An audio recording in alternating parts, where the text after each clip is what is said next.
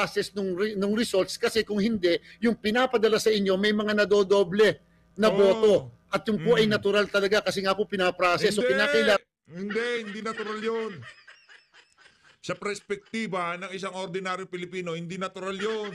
At hindi lahat ng Pilipino ay IT expert para sabihin mo na natural yun. Base sa mga IT, na wala kang pakialam doon, anong nadodoble. Ang boto ko isa lang, hindi pwedeng madoble. Tapos ang usapan. Kahit anong paliwanag mo, George, isa lang ang boto ko, hindi pwedeng doblehin yan. Ngayon, yung mga natatanggap ng mga server, visit na server na yun, nadodoble. Wag yung ibalita sa akin yan. Wag yung ipaliwanag sa akin yan. Basta alam ko, isa lang. Ang boto ko isa, hindi dapat nadodoble. Ganun lang kasimple.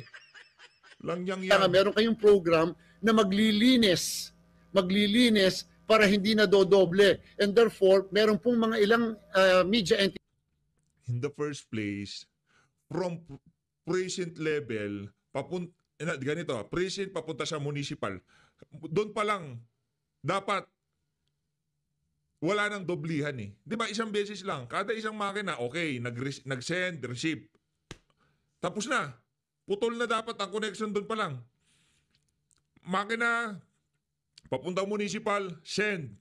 Stop na doon. Yung particular na makina na yon, o kung merong mga MAC address yan, IP address yan, putol ka na doon. Okay, huwag ka na mag-send kasi hindi ko natatanggapin eh. Kumbaga, dito sa MAC address na to, dalawa ko kasi yan eh. Yung MAC address na ko kasi ng bawat makina, hindi ko pwede palitan yon.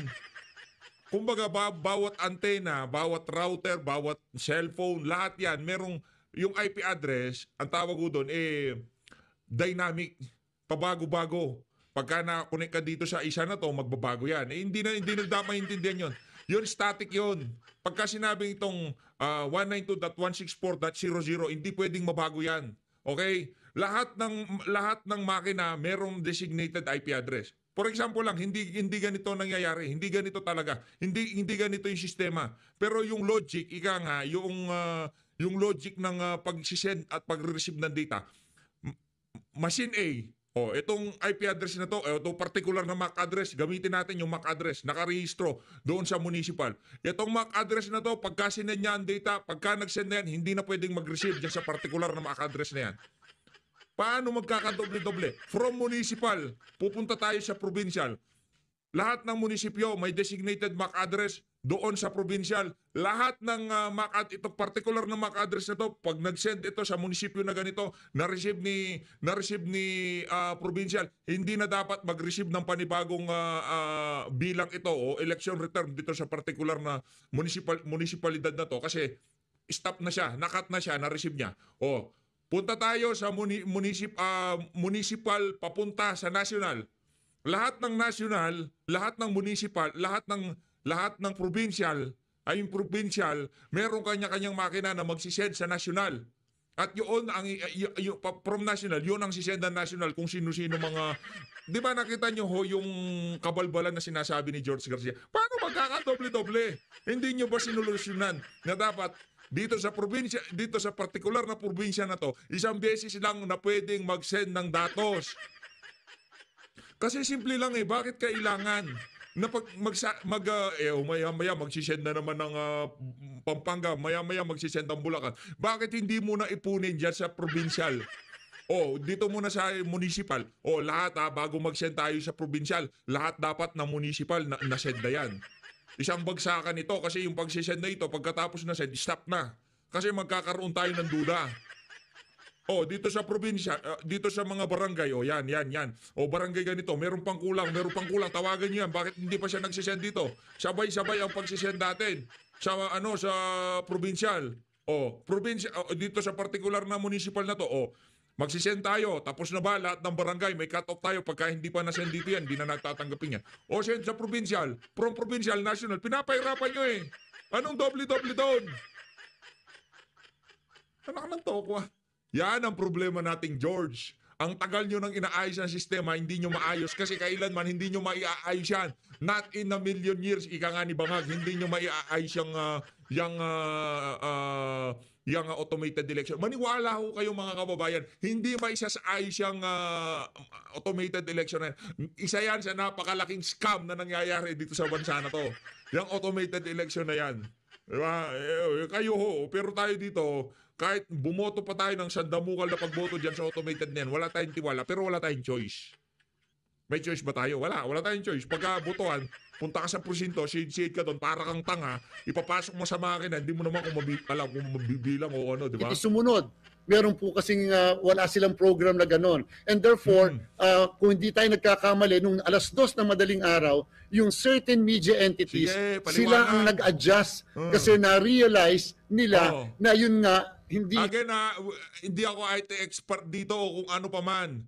Yung aking file, nalagay ko doon sa sapatos ng mga ordinaryong Pilipino na pagka ipinasok yung kanilang mga balota doon sa mga buwisit na makina na yan, hindi na natin alam kung ano mangyayari. Hindi natin alam. Hindi ko alam. Walang may alam. Kahit si Atty. Respicio sabihin niya sa akin na alam, sigurado siya na nabilang yung boto niya. Ipapaputol ko itong sandaliri ko. Isa lang. 10 naman yan. Yung isa bigay ko na sa kanya. Pagka sinabi nitong si Atty. Respicio, PH, sigurado ako na bilang ang boto mo, ipapaputol ko yung isang daliri ko. Hindi ko ilalagay dito yung sarili ko bilang hindi ko kiniklaim na IT expert ako, kumbaga yung logic, yung kumbaga ginagamit lang natin yung ating sentido komon dito sa botohan na to. Bakit ka magre-receive ng doble-doble? Kada makina, isang beses lang nagsisend ng data yan ng election return from barangay to municipal, municipal to provincial, provincial to national. Paano magkakadoble-doble? Yun ang logic. Dapat yun yung naiintindihan nating logic natin bilang isang botante. At yung logic nitong si George Garcia, bilang chairman niya ng COMELEC, hindi natin alam kung... Yung chairman ng COMELEC, maraming kausap na politiko yan. Pero ako, wala akong kausap na politiko dito. Kung natalo yung Duterte, wala ako tayong magagawa kung natalo, kung manual. Pero kung automated, di ba, di pa nag-uumpisa eleksyon, ano sinasabi ko? Wala akong tiwala dyan. Hindi ako magtitiwala dyan. Not in a million years. Automated, hindi. Tarahan tayo, Brad. Tarahan tayo, Brad. Maniwala ka sa akin, tarahan tayo. Kasi sila nagkaroon ng program na gano'n and therefore nagkaroon ng doblehan. Kaya tinugma... Kayo naman kasi, bakit hindi kayo nagka-program ng gano'n? Bakit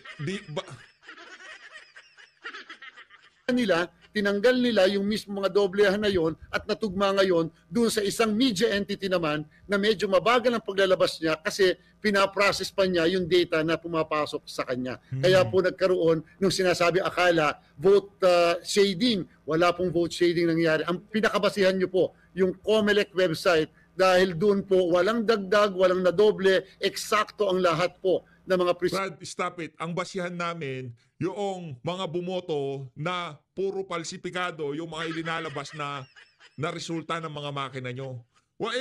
Taga-COMELEC Brad. Nakaatang sa iyong balikat ang bawat eleksyon na dumadaan. Kaya kung maging palpak yan, hindi mo naman sasabihin na naging palpak. Anak ng tokwa, hinihimas mo ulo mo dyan. Magaling ka, George Garcia. Ang galing mo, George Garcia. Hindi mo pwedeng banatan yung eleksyon na yan. Kayo nagsiserve. Hayaan nyo yung mga kritikong magsalita kung tagumpay o hindi tagumpay. Anak ng tokwa, ano yan? Gawaan nyo na, pinupuri nyo pa sarili nyo. Hayaan nyo ang sambayan ng Pilipino. Hayaan nyo yung mga nag-obserba, kagaya ng mga taga-EU. Hayaan nyo sila. Hayaan nyo yung PPCRB, yung mga volunteers, hayaan nyo sila. Hindi para sa COMELEC ang magsabi na naging matagumpay ang nagdaang eleksyon. Kabalbalan yan, George. Kabalbalan yan, maniwala ka sa akin. Hayaan nyo yung mga botante na 10 lang ang binoto, renehistro overvotes. Tagumpay ang eleksyon, anak ng tokwa. Buwisit na yan. Na nagpadala ng results. So the ito. keyword, Mr. Chairman, is nadodoble. Yan ating tunghayan. Nadodoble. Opo, nadodoble yung alin doon sa server ng media halimbawa. Hindi lang po sa media, kahit po sa ibang servers. Opo, sa PPCRB o sa mga parties. Go ahead po, go ahead. Yes po, nadodoble yung transmit, yung parang akala nadodoble na transmit. Halimbawa, Precinct 1A, pag tiningnan mo doon sa server nila, dahil nga po ipaprocess pa yon ay nadadalwa ang naging Precinct 1A ng bayan na yan. Dapat isa lang ang Ganyan sila manggago. Precinct 1A, 2 beses daw nagsisend ng resulta. Hindi ba kasama doon sa code, sa program, na itong Precinct 1A, meron palang pangalan eh. Itong si Precinct 1A, 1 beses nang tatanggapin noong municipal level. Hindi ganon. Kahit sandamukal na beses, pwede mag-send ng paulit-ulit yung mga Precinct 1, Precinct 2, Precinct 1B, 1C. Yan ang sinasabi ko. Yung tipong, yung kahit na ikaw hindi IT expert, malalaman mo na falsipikado yung sistema na ginagamit nila sa Comelec. Yan ang problema, George Garcia. Napapainit mo na naman ulo ko eh. Yan naman galing na mismo sa bunganga ni George. 2 beses nagsisend. Yung Precinct 1A, 2 beses na magsisend. Bakit kailangan 2 beses? Hindi ba embedded yung mga MAC address nung Precinct 1A na itong particular na MAC address na to kasi magsasarado presinto. Hindi naman pwede mo sabihin na, oy, teka lang ha, isisend ko tong data na to, itong election return na to kasi pahihintayin ko pa yung isang butante. Hindi pa tapos, hindi. By 7:30, by 8 o'clock, sarado na presinto. Ang gagawin nitong si Precinct 1A, magsisend ng datos. Yung particular na Precinct 1A na yon, dapat po sana IP address or MAC address kung umorder kayo sa Starlink ng static na IP address. Yung particular na IP address na yun, pagka receive nitong sa munisipyo na to, stop na, putol ka na dyan. Yung connection mo, data has been received. Wala ka nang tatanggapin ulit dito sa Precinct 1A. Naiintindihan nyo ba? Hindi ho tayo IT expert. Kumbaga yung pag-iisip ng normal na individual, dapat ganun sana gagawin. Hindi ho tayo IT expert dito, baka sabihin, siya IT expert. Hindi! Isa ho tayong ordinaryong Pilipino na naghahanap ng katanungan sa naghahanap ng kasagutan sa napakaraming kababalaghan na nangyari nung nagdaang eleksyon. Yan ang sagutin nyo. Bakit kailangan magdoble ni Precinct 1A na mag-send? Bakit merong kakayahan yung isang partikular na presinto na mag-send ng 2 beses ng datos papunta sa munisipyo? Paano nangyari yun, Brad? Tandaan nyo ha, MAC address.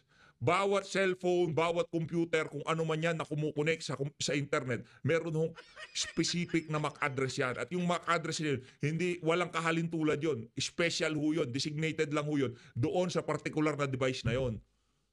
Ngayon, okay, ang kinuwang plan lang yung dynamic IP address, hindi tayo pwedeng mag-rely yan. Bakit hindi natin gamitin yung MAC address ng bawat mga makinang nagsisend?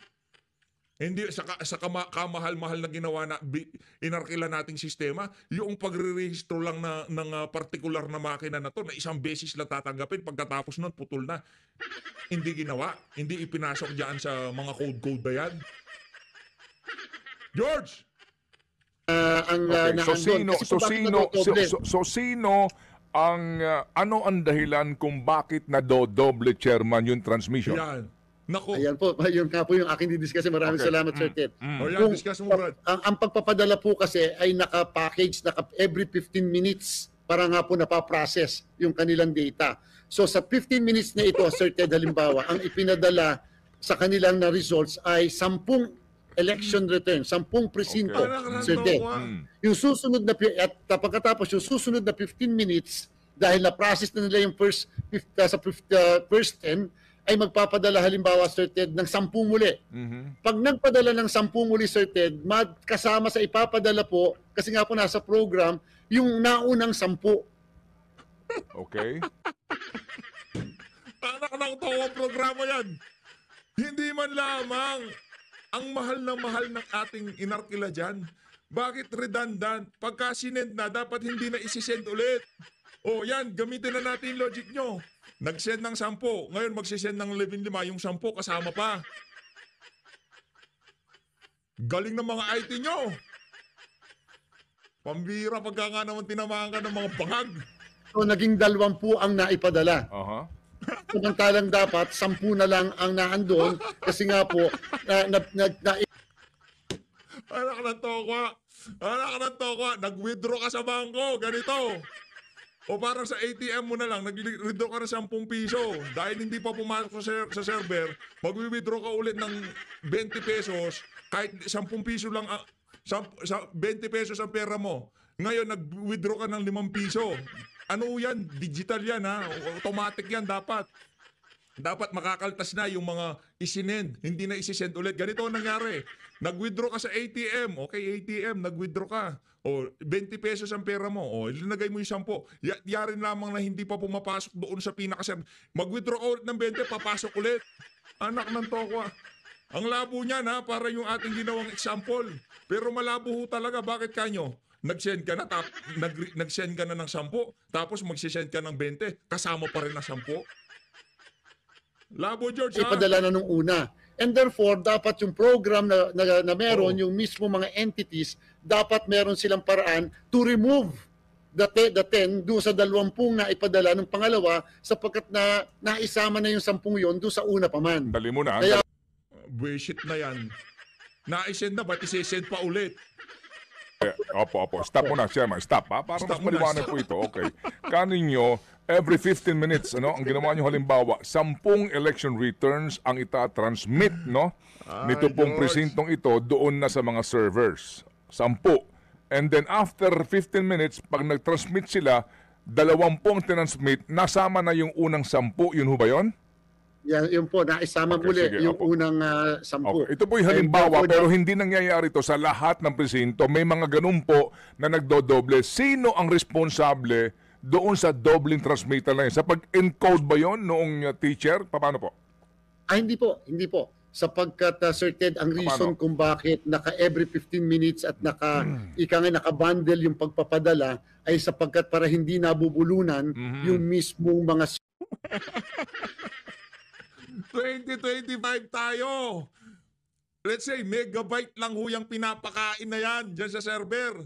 Anak ng tokwa, pangalan lang yan. Walang image dyan. Pangalan lang ho yan. Anong mabubulunan? Maniniwala ho tayo mabubulunan kung petabyte, gigabyte ang pinag-usapan ho natin dyan. Bibili tayo, basura yung mirror system na yan. Kung doon pa lang sa megabyte nabubulunan na. Di ba? Anong nabubulunan pinagsasabi nitong si George Garcia? Magre-receive ka lang naman ng data. Brad, special yung mga computer na yan. Ngayon, kung yung mga specs na ilinagay yan ng mirror system, talagang mga low-end, naisahan ho kayo dyan sa Comelec.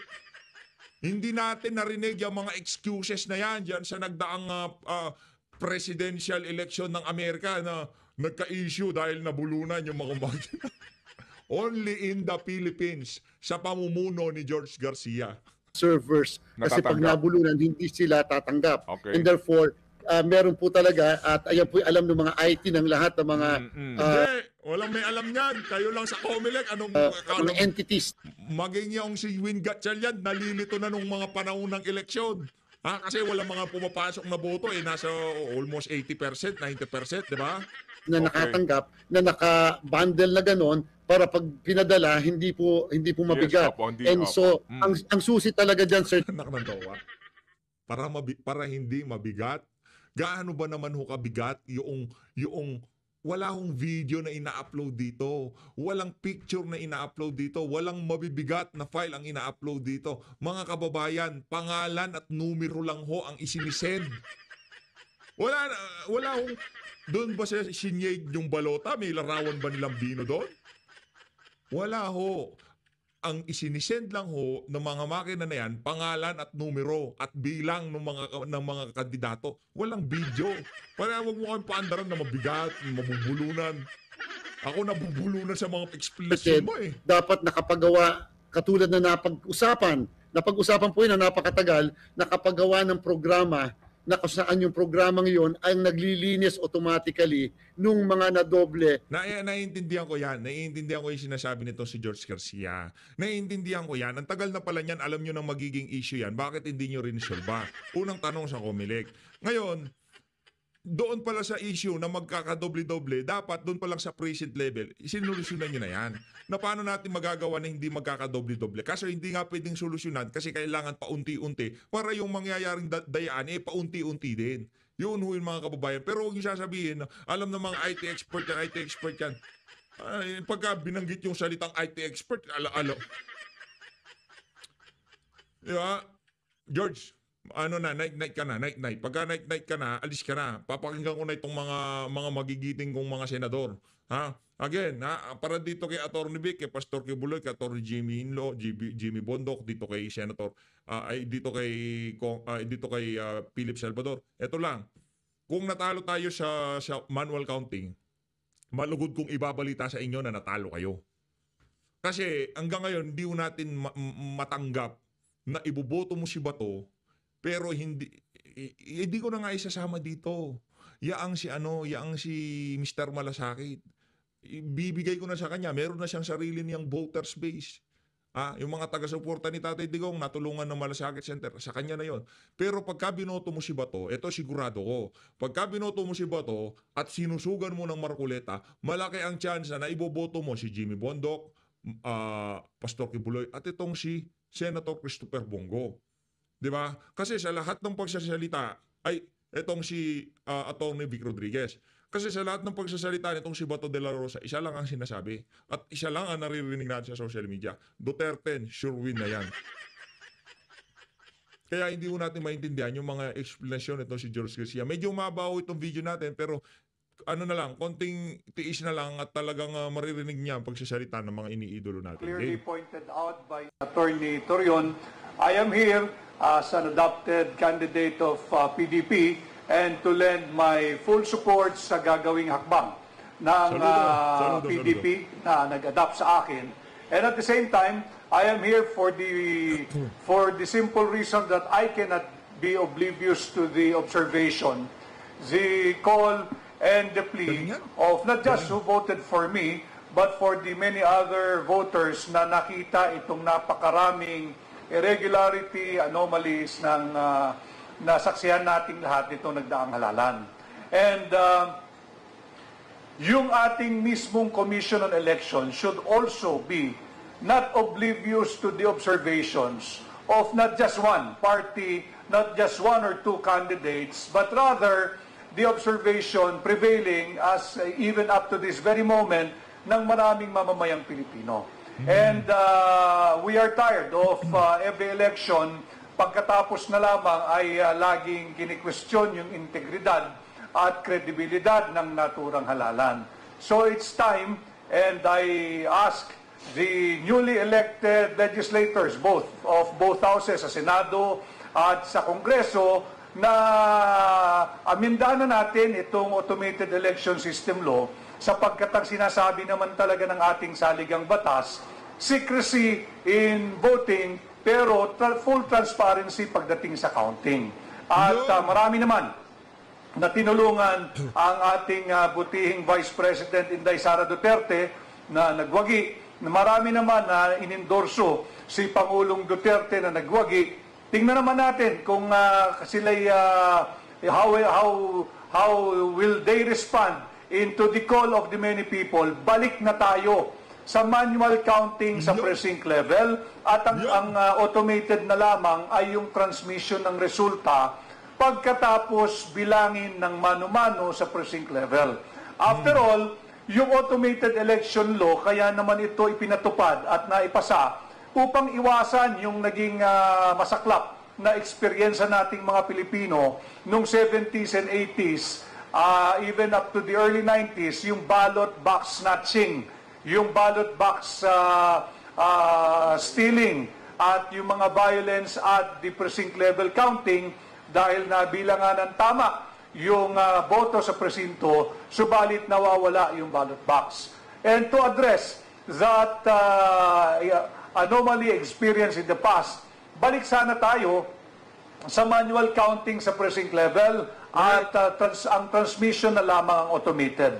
And I call on the many new and incoming, the re-elected senators and congressmen and women na natulungan ng malaki ni Pangulong Duterte sa kanyang endorsement at ni Vice President Inday Sara Duterte. We have 3 years. At itong 3 taong ito, sana ay gawin nila yung nararapat nang sa ganon matuldukan na yung lack of transparency, lack of accountability, lack of integrity and credibility in the conduct of our elections. Yun lamang, and again, I am here to lend support, my full support sa gagawing hakbang ng PDP at ng aking mga kapwa kandidato sa Duterte 7. Okay, ispatin natin ang pagkakaiba. Ispatin natin ang pagkakaiba. PDP, nagkakaisa. Alyansa, nagbabanatan na. Kita nyo? Yan. Kahit wala ang leader nila, nasa The Hague, Netherlands si Tatay Digong, meron silang iisang hadikain, meron silang iisang intensyon, meron silang iisang gustong mangyari sa ating bansa. Yun ay mapabuti ang kabuhayan ng bawat isang Pilipino. Yan ang mga nadaya nung nagdaang eleksyon. Eto, gusto ko lang i-emphasize yung paglabas na yan, pagsasalita na yan ng mga taga-alyansa, mga basura yung mga Duterte pa rin ho tayo. Anong dalawa. Duterte lang. Tong mga miyembro ng Duterte, meron nung talagang ididiin dito si Attorney Jimmy Bondoc. Yung sinabi natin doon sa ating intro, ang pagsasalita na yan ay hindi sa kung ano pa mang kadahilanan. Ito hoy para sa mga susunod na eleksyon. Kung ano man ang naging resulta nitong eleksyon na to, hindi naman ho nila kini-question. Kumbaga sa mga susunod na eleksyon mawala na yung mga overvote, yung mga doble-doble, yung mga dagdag bawa, mawala na yung mga ganyan, yung mga aberya sa mga makina, mawala na. Kasi simple lang naman, George Tapos yung bilangan, sarado ng prosinto, buksan yung lalagyan ng balota, kunin. Kung sino man ang babasa, bla bla bla bla. Tapos sa usapan. Former senatorial candidates, may maikli lang din po akong pahayag. Nasabi na naman po nila lahat ng mahalaga. Masaya lang po ako ngayon na humarap sa inyo ngayon at sa taong bayan na hindi na kandidato. Masaya po kami na kami po ay hindi na kandidato. Kami naman, Attorney Jimmy, malungkot na malungkot kami. Malungkot kami dahil kayo ang tinitingnan namin na sana magpapatuloy sa mga naumpisahan itong si Tatay Digong at maging katulong ni VP Sara pagkapanalo niya ng 2028. Kaya sinasabi natin, hindi lang ito para sa impeachment o sa kung ano pa mang kadahilanan kung bakit gusto natin manalo yung mga yan. Sa kadahilanang sila ang magiging katuwang ni VP sa pagpasok ng susunod na administrasyon. Dahilan po sa noong kami ay kandidato, we would like to reiterate that we have brought these matters to public attention and to the proper authorities. Okay? Pero nung hindi po yan dinidinig, napakahirap po ng posisyon ng kandidato dahil lagi pong nababahira ng politika. So ngayon po, I am calling on all vloggers, all journalists, and all media men. Please, we are asking you, okay, to either include in your headline or to emphasize the fact na wala po sa aming naghahanap ng posisyon at hindi po namin adhikain ang maihalal o maiproklama dahil dito sa ginagawa namin dito. I am calling all media men to emphasize that. I hope in the spirit of truthful journalism, you will be beholden at least sana to that promise to be truthful, no? Kasi po, ang intent namin dito is to fix our electoral system. Saludo. Okay. Attorney Jimmy. Now that that has been emphasized, in fact, overemphasized, gusto ko rin pong sabihin na nung kandidato pa kami, nag-motion na kami at nag-reiterative motion na kami sa Supreme Court to simply apply and enforce the law on manual count. May gusto rin po kaming i-correct sa public perception. Though we use the term manual recount loosely, the technical term, we have all erroneously used that loosely, the technical term is manual count, hindi po recount. We are asking for a manual count dahil wala namang i-recount. Gusto lang po namin na ibangga yung manual na pagbilang sa balota dun sa lumabas sa digital. Bakit kamo? In light of all the anomalies na alleged, no? Na meron pong mga overvotes or meron pong nagbabago na boto na pag binoto si A, lumalabas si B. Nako. Nabalitaan niyo po siguro lahat yung mga ganyan. These are all immaterial. What is material is the fact that if we implement manual counting, masosolve po lahat ng problema na yan, mga anomalya na yan.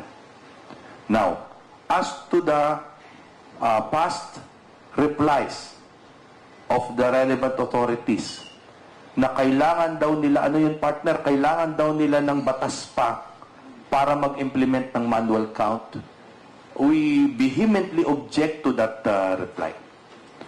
Hindi po kailangan ng batas para i-implement ang manual count dahil may batas na po. We are reiterating that. Meron ng Section 31 sa 9369 that mandates the manual count. Lastly, lahat po ng mga alleged anomalies doon po sa pag-procure at sa paggamit ng mga systems ng mga Miro. There was a petition from Congressman Egay Erice, which is still pending also in the Supreme Court.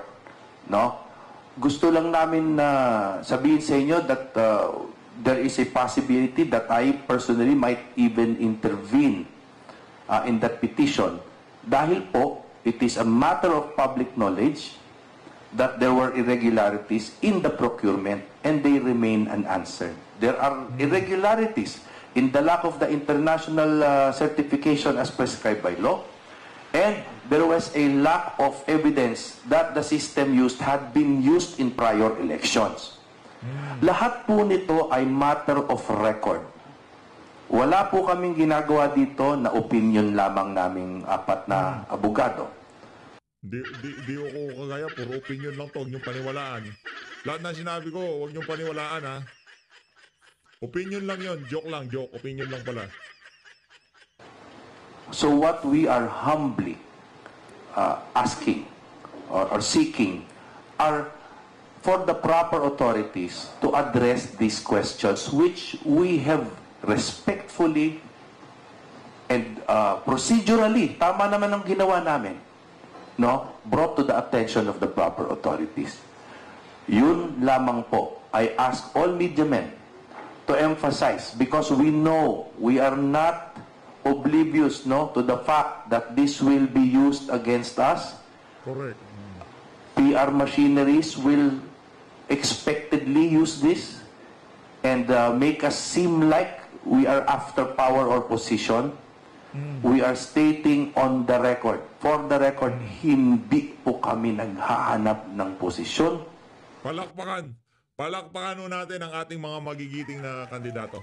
O ng adjustment ng tali ng mga nanalo. Please, we ask all media men to honestly report that. Ang hinahanap namin is to fix the system and to address the anomalies that have been placed on the record. Nililinaw ko po, pasensya na po sa pagdidiin at pag-uulit ng pagdidiin because we have been misquoted before. We want Section 31 of 9369 to be implemented. Manual count, hindi po recount, manual count. Okay, that is my final statement. Now, ayun na nga mga kababayan, kung kaya pa natin gawa ng part 2 itong video na to, gagawan ho natin. Pero umabot na ho, isang oras na ho kayo dito, may pahinga ho muna kayo. Maya-maya naman magkikita naman ho tayo ulit. Mag-relax muna kayo kasi alam ko medyo tumaas ang tumaas ang blood pressure nyo. Medyo uminit ang ulo nyo o medyo nanggigigil kayo dito kay George Garcia. Ang gawin nyo ho, inom muna maligamgam na tubig, mag-check ng BP nyo o yung sugar nyo, i-check nyo ho muna kasi mga nanonood sa atin dito, puro mga senior eh. Diba? Maraming salamat to. Dito na ho natatapusin. Wala na. Nasabi ko na ho lahat ng gusto kong sabihin kay George. At na-emphasize ng maigi nitong si Attorney Jimmy at ito si Attorney Vic Rodriguez, ang dahilan ng kanilang pagsasalita na yan, tayo naman, suportado ho natin yan. Ika nga all the way. Lahat ng kandidato na yan, lahat ng mga kandidato na yan, kung natalo man o kung ano man nangyari dyan, tayo ay nasa likod pa rin ng mga kandidato na yan. Kung ano man ang mga ilalabas nilang mga statement, press con, nakakasigurado ho kayo na lagi ho kayong updated sa ating mga taong pinagkatiwalaan nitong si dating Pangulong Rodrigo Duterte. habang nandiyan siya sa The Hague, Netherlands. Maraming salamat po. Mag-ingat po kayong lahat. At yung mga hindi ko talaga maano, hindi pong gusto kong diinan yung mga